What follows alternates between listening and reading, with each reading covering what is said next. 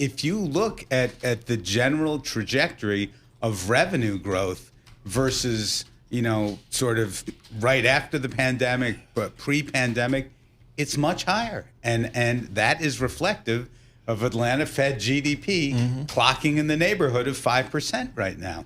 Julian, I like your 2026 outlook note here. What could surprise in 2026? What are some of the things you think people should be on the outlook for in terms of surprises? Well, the surprise was number 7 on the list, the potential for the U.S. taking control of Greenland. Okay. We in retrospect, we put that note out Sunday morning. We'd probably bump that up a couple of places. I would say what's interesting now about the setup is that you had all this angst around debt financing, around the AI build-out at the end of last year, credit default swap markets getting stressed, certain hyperscalers' share prices getting stressed, to the point where there's enough skepticism around the AI story and technology in general that in our mind, it's almost sets up as a contrarian play, and we're very excited by that.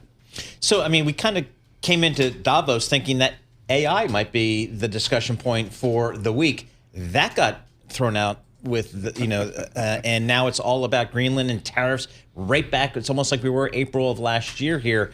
How much of a risk is that to the market? Or can this market just, as it's done in the past, kind of look through it maybe? Well, so again, this is one of the, you look at the last 3 years, a lot has been thrown at a market that is being driven by the secular growth and productivity bump potential of AI. But again, we're in the 4th year of this bull market. It should be more volatile. And our view was the aberration was there was too much complacency to start the first 2 weeks of the year. That's over. I mean, your advantage is you're working with the economic combine of Evercore ISI. To be clear, you guys nailed no recession. When you look at the data that you're famous for, like trucking and railroads and all that, do you still have American GDP to drive revenues and drive earnings? Absolutely. In fact, the company surveys hit their highest level since very early 2024, just this last week. Things are moving along in the right direction, and the econ team raised their forecast to 2.5% GDP for 2026, and I would say that even at that number, the bias is still to the upside. First thing I did today, Paul, is I looked at the NASDAQ futures and the drawdown. It's like negative 6%. It's like we've cratered.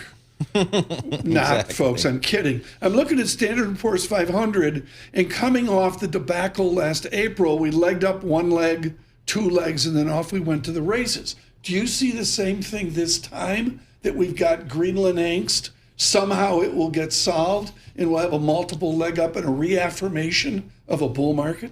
We think it's going to take a little bit more patience this time. So if you think about it, one of the extraordinary things is that, for instance, the February to April leg down last year happened so quickly that unless you were an active manager at a hedge fund where the risk manager tapped you on the shoulder and said, lighten up, you did nothing because it happened too quickly. And in fact, the public was a buyer the whole way down.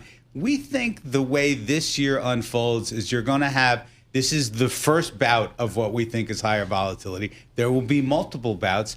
And the key here is going to be patience and sticking to your knitting and having the cash to deploy, down 5 and down 10, which we think we might see multiple times on the way to 77.50 by year end. With us, Julian Emanuel, Evercore ISI. We welcome all of you here to the Lisa Mateo Hour. Bloomberg surveillance worldwide across the nation. Lisa Mateo, Michael Barr, Paul Sweeney. We're all back together. It's amazing. Sure. Yeah. Are we having any group lunch today? Oh, I don't know. We should. McDonald's, 3rd Avenue? Exactly, 3rd Avenue. That window seat in this cold is just really remarkable. We say good morning with our coverage from the World Economic Forum as well. Lots of people. Howard Lutnick, I'm told, will be with us tomorrow. Other worthies here today, including the leadership of Morgan Stanley. The way you listen to us, thank you. Nathan Hager Radio, 99.1 FM in Washington, 92.9 FM, Good Morning in Boston, Bloomberg 1130 in New York, And on YouTube, I just can't say enough, folks, how I'm learning about this digital experiment each and every day. Subscribe out at YouTube to Bloomberg Podcast. That's what Julian Emanuel does. Yep. Paul Sweeney with Mr. Emanuel. Julian, what are we doing in the bond market here? 2025 was a really solid year for bond investors, high single-digit total returns here. Are we just clipping coupons maybe in 26? I think it's a little bit more complicated here. Okay. Look, first of all, if we knew nothing else, the idea that Japanese yields are exploding and that increases the global competition for capital, it has to put upward pressure on our yields. Right. Again, lots of expansion plans, getting involved in lots of other countries and territories, all of that, plus the midterms, there's going to be fiscal expansion. Brilliant. We're going to stop the show right now, folks, because this is the research item of the moment with all the comments from the Secretary of Treasury yesterday. Julian, I'm in the camp, as you just stated, that and even Liz Ann Saunders at Schwab said 7 standard deviation move in Japan.